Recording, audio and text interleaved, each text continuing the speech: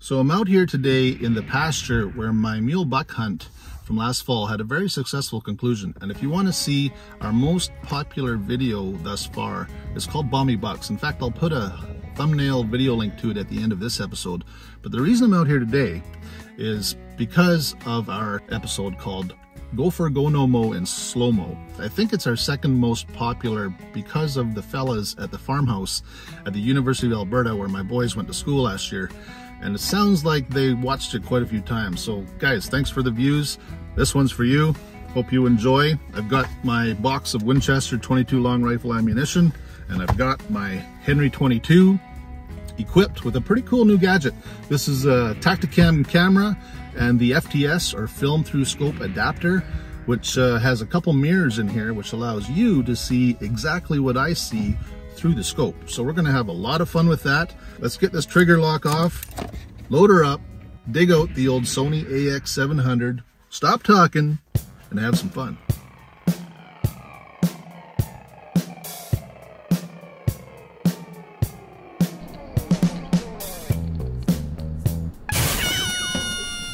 Well, that was disappointing.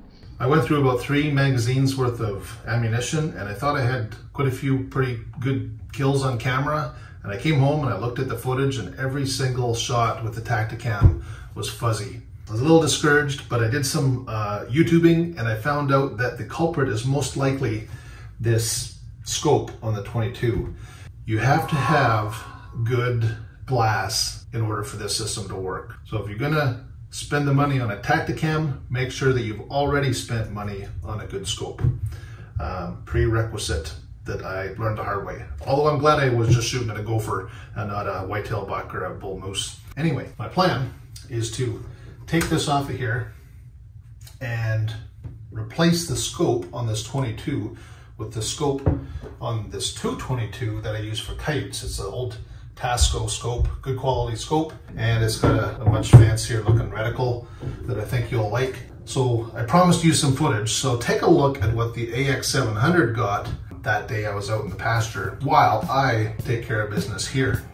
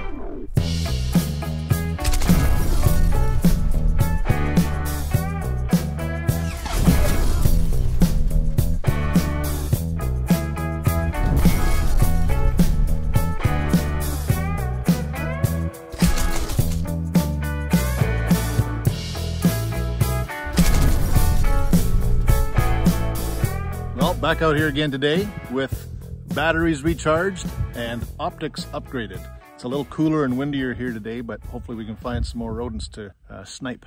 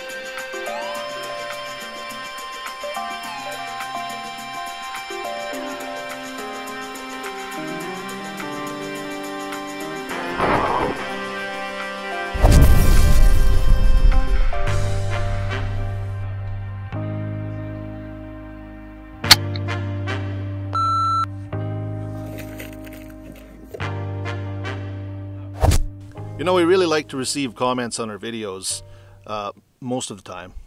And we would like to be told what we're doing right and what we're doing wrong. And apparently, some of the commenters in the first slow motion video I uploaded took issue with the fact that we were calling these things gophers out here. Huh? But I can assure you that every farmer, rancher, and landowner within a 1,000-mile radius of me here in East Central Alberta calls these things gophers. But I'm willing to learn if you are, so I took some time, did some online learning. If you'll bear with me for just a minute, I'll try to clear the air on the issue. So, the undisputed name of these pesky rodents is the Richardson's ground squirrel, and also referred to as a gopher, a yellow gopher, a prairie gopher, prairie dog, picket pin, or flicker tail. And is not to be confused with the nocturnal pocket gopher, which in many parts is considered the actual gopher, but around here is called a mole, much to the confusion of those who think a mole is much smaller than a gopher, but bigger than a vole and has those funny front legs and nose. Makes me think of the carnival the other day playing that whack-a-mole game. What's that all about?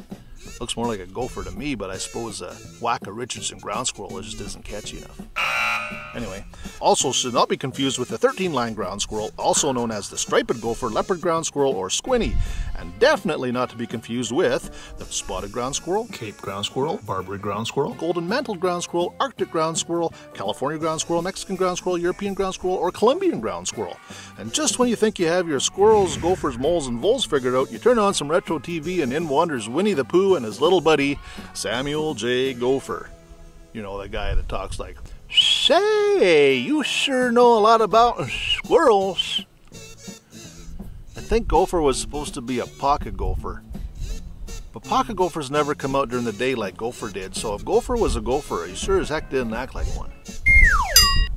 Anyway, I just wanted to get that out there. We're not trying to offend anybody here.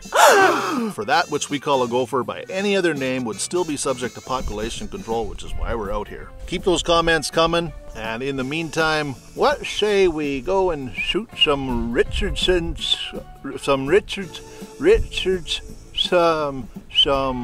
gophers.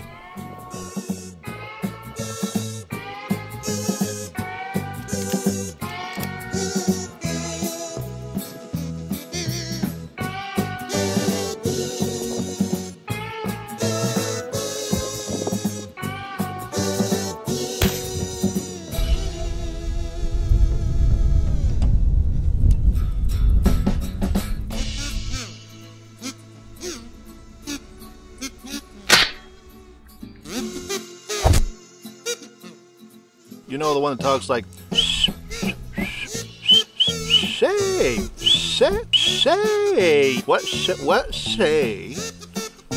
why don't we do some more whack-a-mole?